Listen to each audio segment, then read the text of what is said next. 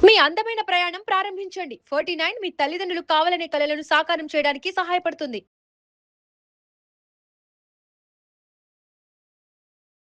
నమస్తే. Welcome to Suman TV. నేను పద్మిని. ప్రస్తుతంతో పాటు ప్రముఖ ఆధ్యాత్మికవేత్త, సూర్య ఉపాసకులు, sun spiritual society founder Vikramaditya garu మనతో పాటు ఉన్నారు. మాట్లాడదాం. సార్ నమస్తే సార్. సూర్యోస్మి తల్లి. సార్ ఏజ్‌తో అస్సలు సంబంధం లేకుండా ఎవ్వరిని చూసినా కూడా గ్రే హెయిర్ అనేది ఎంత కామన్ అయిపోయింది అనంటే అడిగితే బాధ అనిపిస్తది. చిన్న చిన్న పిల్లలు 20, 22 ఏళ్ల పిల్లలకి కూడా గ్రే హెయిర్ కనిపిస్తోంది అనంటే ఏమనాలి అసలు?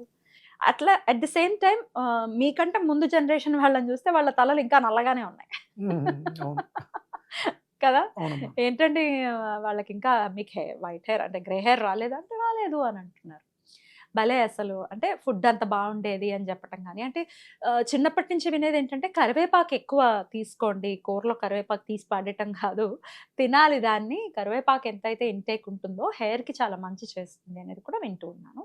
ఒక వెజిటబుల్ థెరపిస్ట్‌గా, లియో డైట్ ఫౌండర్‌గా చెప్పండి. కరివేపాకు ఇంటేక్ అనేది నిజంగానే హెయిర్ మీద ఇంత ఇంపాక్ట్‌ని చూపిస్తుందా? అసలు గ్రేయింగ్ అనేది తగ్గడం కోసం ఏం చేయాల్సి ఉంటుంది? ఇది గత దశాబ్దం కాలంగా జరుగుతున్నటువంటి ఆ! ప్రయత్నం.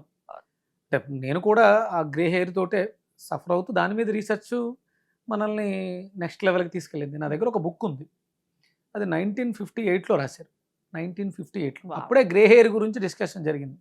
అప్పటికే అంటే సహజంగా అమెరికాలో వాళ్ళందరూ హెయిర్ వైట్ హెయిరే ఉంటుంది.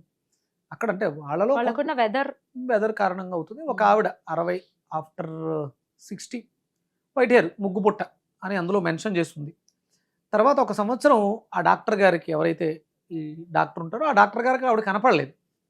ఆవిడ కనపడని తర్వాత ఒక సంవత్సరం తర్వాత కనిపించింది. ఆవిడ హెయిర్ పూర్తిగా నల్లగా అయిపోయింది. ఆవిడని ఆయన ఇంటర్వ్యూ చేశాడు. ఆ బుక్‌లో ఉన్నటువంటి ఓహ్! సారాంశం. ఓకే. అంటే నేను వీటిలన్నిట్ల మీద రీసెర్చ్ చేస్తూ మీరు అడిగింది కరివేపాకు గురించి. హ్మ్. కరివేపాకుకి జుట్టుని నల్లబరిచే ప్రాముఖ్యత గురించి మీరు అడిగారు. హ్మ్. అందులో కరివేపాకులో ఫైబర్ ఎక్కువగా ఉంటుంది. నేను 2006లో అనుకుంటా. నేను విమ్టా ల్యాబ్స్‌లో కరివేపాకు పొడి అప్పుడే పౌడర్‌ని తయారు చేసి కొన్ని రకాలు కలిపి నా ఇంట్రెస్ట్ హెల్త్ మీద అశ్విని. అశ్విని. ఆ! అప్పుడే రైట్. 2006లో ఓకే. నేను విమ్టా ల్యాబ్స్‌కి ఇస్తే ఒక రిపోర్ట్ వచ్చింది దాంట్లో. ఓకే. అంటే కరివేపాకులో ఉన్నటువంటి ఔషధ గుణాలు. ఔషధాలు హ్మ్. మెడికల్ టెర్మినాలజీలో మాట్లాడుకుంటే జింకు, ప్రాస్పరస్, ఐరన్ ఇవన్నీ ఉంటాయి కదా! హ్మ్. అవన్నీ చాలా అద్భుతంగా ఉన్నాయి. బ్యూటిఫుల్. హ్మ్. అందుకనే మనకంటే మన వాళ్ళు దానిని ఎలా తీసుకోవాలి? హ్మ్. కూరాకు దాని ఒరిజినల్ పేరు. అది కరివేపాకుగా కూరాకు అంటారా దాన్ని? కూరాకు కూరలో ఆహా! వేసుకోవాల్సినటువంటి ఆకు. మీరు వేసుకోవడం వల్ల కూరకి రుచినిస్తుంది. ఖచ్చితంగా. మన నాలికకి కూడా రుచినిస్తుంది. మీరు పచ్చి చాలా కరివేపాకు బావుంటది. నమిలితే హ్మ్. కాసేపు మీకు నాలుక మీద ఒక ట్రిక్లింగ్ సెన్సేషన్ ఉంటుంది. బావుంటుంది కానీ యాక్చువల్లీ. తర్వాత దానికి ఆ కర్రీకి ఉన్నటువంటి టేస్ట్‌ని మనకి ఇస్తుంది. అందుకని కంపల్సరీ అది కూరలో ఉండాలి. రైట్. కూరలో కరివేపాకులా తీసేయకు అని అంటారు దాన్ని. దానికి చాలా వాల్యూస్ ఉన్నాయి. కానీ దానికి విలువ ఇవ్వట్లేదు. కూరలో కరివేపాకులా తీసేస్తున్నావు. అంటే కూరలో కరివేపాకునే తీసేస్తున్నావు. అలా నన్ను కూడా తీసేస్తున్నావు. దాని అర్థం అది. హ్మ్. కూరలో కరివేపాకు అంటే తీసి పడేసేది కాదు. కరెక్ట్. ఇక్కడ ఈ 1 ఇయర్ తర్వాత హ్మ్. ఆవిడొచ్చిన తర్వాత హ్మ్. హ్మ్. ఈ డాక్టరు ఆవిడని ఇంటర్వ్యూ చేస్తే ఆవిడ ఇంట్లో ఒక ఇద్దరు పేషెంట్స్ ఉన్నారు. ఈవిడ అంటే తన జుట్టు కోసం రెగ్యులర్‌గా డాక్టర్ గారి దగ్గరికొచ్చేది. ఇప్పుడు ఎప్పుడైతే పేషెంట్స్ ఉన్నారో తను వాళ్ళకి సేవ చేస్తూ వాళ్ళకి ఏదైతే పౌష్టికాహారం పెట్టాలో అవన్నీ పెడుతూ ఆవిడ చేసిన సాధన వల్ల వాళ్ళు నయమయ్యారు. ఈవిడ తెల్ల జుట్టు నల్లగైపోయింది. అబ్బా! ఆ! చెప్తున్నా. ఆ! ఇప్పుడు ఇంతకీ నువ్వేమి ఆ! చేసావు? ఆ! అంతే కదా! నువ్వేం ఇంటేక్ తీసుకున్నావు అంతే. నువ్వు వాళ్ళకేమిచ్చావు? ఆ! వాళ్ళకేమిచ్చావు? ఆ! నువ్వేం తీసుకున్నావు? ఆ! దాంట్లో ప్రధానంగా మనం ఎక్కువ ప్రోబయాటిక్ గురించి మాట్లాడారు. అక్కడ ఈస్ట్ గ్రాన్యూల్స్ దొరుకుతాయి. Dry okay. ఈస్ట్ గ్రాన్యూల్స్ దొరుకుతాయి. ఓకే. బ్లాక్ ట్రాకిల్ ఎక్కువగా కర్డ్ తీసుకుంది. హ్మ్. పెరుగు. హ్మ్. దాన్ని యోగర్ట్ అంటారు అక్కడ. యోగర్ట్. అవును. వాళ్ళు అవును. దాంట్లో. ఇక దాంతో పాటు గ్రీన్ అంటే సూర్యకిరణాలలోంచి వచ్చినటువంటి ఔషధ గుణాలు పత్రహరితం ఆకులు ఎక్కువగా తీసుకుంటాయి. అది లోపలికెళ్ళిన తర్వాత మనకి మెలనిన్ ప్రొడక్షన్‌కి బాగా హుహు. ఉదవుతుంది. అప్పుడు నల్లగవుతుంది. నల్లగవుతుంది. పెద్దవాళ్ళని తీసుకొని ఆవిడ బయటికి గార్డెన్ హ్మ్. వాక్‌కి హ్మ్. తీసుకెళ్ళేది. రెగ్యులర్‌గా చేసింది ఒక సంవత్సరం పాటు. సంవత్సరంలో ఆవిడ వైట్ హెయిర్ పూర్తిగా నల్లగా అయిపోయిందనమాట. అమేజింగ్. అప్పుడు డి3 కూడా ఇంపాక్ట్‌ని చూపిస్తుందా చూపిస్తుంది. గ్రేయింగ్ మీద? విటమిన్ డి అనేది చాలా ఇంపార్టెంట్. అది సూర్యకిరణాల్లోంచి వస్తుంది. ఎప్పుడు మీరు సాత్వికమైనటువంటి పోషకాహారం రైట్. తీసుకున్నప్పుడు రైట్. ఐరన్ ఎక్కువగా ఉంటుంది బెల్లం, నల్ల హ్మ్. బెల్లం హ్మ్. బ్లాక్ ట్రాకిల్‌లో. హ్మ్. అలాగే కాల్షియం పెరుగులో. Yes. ఇంకా B12 ఫ్యామిలీ మొత్తం, బి కాంప్లెక్స్ ఫ్యామిలీ మొత్తం ఈస్ట్లో ఉంటుంది, Mm. ఈస్ట్ గ్రాన్యుల్స్లో. మనకి మరి బేకింగ్ ఈస్ట్ మంచిది కాదని అంటారు కాదా? కాదమ్మా, Mm. దాన్ని ఏమంటారు, బూజు పట్టిన పదార్థాన్ని డ్రై చేశారు. Mm.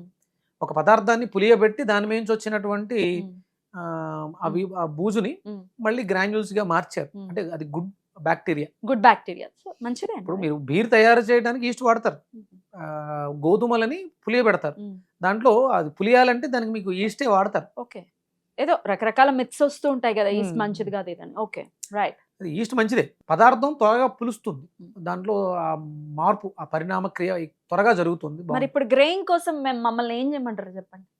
గ్రెయిన్ తగ్గాలి, గ్రెయిన్ రావడం కోసం, అదే గ్రెయిన్ కోసం రివర్స్ అవ్వాలి వైట్ హెయిర్. మనకి అంటే ప్రక్రియలు చాలా ఉన్నాయి, అంటే అంత ఈజీగా ఏదో నెలలోనూ 2 నెలల్లోనూ Not 3 at all. నెలల్లోనూ జరిగేది కాదు. Not at all. అంటే ఇప్పుడు ఈ కరివేపాకుని నూనె వేసి మరిగించేస్తే ఆ నూనె రాసుకుంటే విన్నాం. అంటే నేను కూడా అవన్నీ చేసానమ్మా. Mm.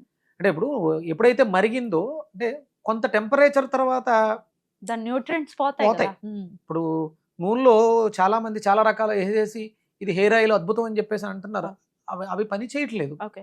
ఏదో ఆ కాసేపు ఏదో ఉపశమనంలా ఉంటుంది, కానీ మనకి అందులో ఉన్నటువంటి ఆ ఆయిల్, ఆ మాయిశ్చర్ ఏదో ఉపయోగపడుతుంది అంతే.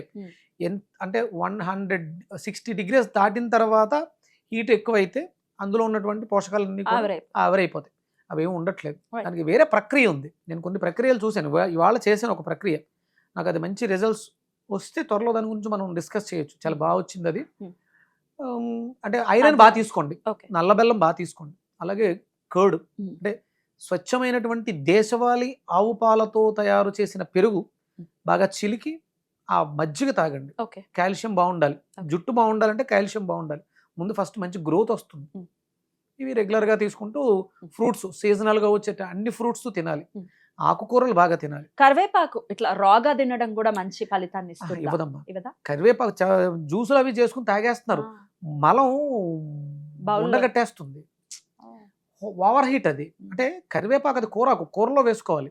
అలాగే కరివేపాకుని పొడి చేసేస్తారు కదా. వేడి చేసి కొంచెం పొడి వేడి చేసి పొడి చేసుకుని అన్నంలో మొదటి ముద్దగా, అది ఒక్కటే ఉండదు, దాంతో ఇంకా ధనియాలు, జీలకర్ర కాంబినేషన్స్. మనకి ధనియాలు మంచివి, ఉత్తి ధనియాలు మోతాదుకు మించి తింటే సైడ్ ఎఫెక్ట్ వస్తుంది. ఓకే. అందుకని దాన్ని విరుగుడు కోసం జీలకర్ర జాయింట్ వేస్తాం. జీలకర్ర మంచిదే, జీలకర్రకి ఒక సైడ్ ఎఫెక్ట్ ఉంది, అంటే పదార్థంగా దానికి ఒకటి, దానికి కొంచెం మెంతులు యాడ్ అవుతాయి, ఆవాలు యాడ్ అవుతాయి, ఇవన్నీ కలిస్తే అప్పుడు అది ఔషధం అవుతుంది. అంటే కరివేపాకు మంచిది కదా అని జ్యూస్ చేసి తాగితే మీరు తాగి చూడండి, చాలా మంది ఇబ్బంది పడ్డారు, మోషన్ స్టూల్ టైట్ అయిపోతుంది. అది high fibre, iron.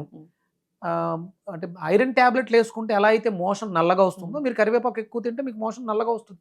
Black stools వస్తాయి. అది మంచిది కాదు. ఓకే. అంటే కరివేపాకు మంచిదే, Mm. కరివేపాకుని పచ్చిగా ఎక్కువగా తీసుకోవడం మంచిది కాదు. కూరలో కూడా ఎంత వేస్తారు, Correct. ఏ కూర వేసినా తాలింపులో కొంచెం అంతే, వేస్తారు, అంతే వేస్తారు. అంతకు మించి మోతాదుకు మించి కరివేపాకు తీసుకోకూడదు. ఓకే. ఓకే. కరివేపాకు మంచిదని చెప్పేసి మీరు శుభ్రంగా రోజు అదే తింటూ ఉంటే వేడి చేసేస్తుంది. డైన్ చేయించుకోవటం అనేది కూడా చూస్తూనే ఉన్నాము. Hmm. చాలా రెగ్యులర్ గా అమోనియా ఫ్రీ అని చెప్పి కూడా చేస్తూ ఉన్నారు, హెర్బల్స్ అని అంటున్నారు. మీరైతే ఎట్లా చూస్తారు? రెగ్యులర్ గా డై చేసుకోవటం వల్ల ఎటువంటి సైడ్ ఎఫెక్ట్స్ 100% స్కిన్ లోంచి లోపలకు వెళ్ళి మనకి ప్రాణానికి హానిస్తుంది, కళ్ళను డ్యామేజ్ చేస్తుంది, హీరింగ్ ని తగ్గిస్తుంది, స్కిన్ ఇష్యూస్ వస్తున్నాయి, క్యాన్సర్స్ వస్తున్నాయి, చాలా దారుణం. న్యాచురల్ గా దొరుకుతున్నటువంటి హెన్నా లాంటిది use హెర్బల్ యూజ్ చేయొచ్చు.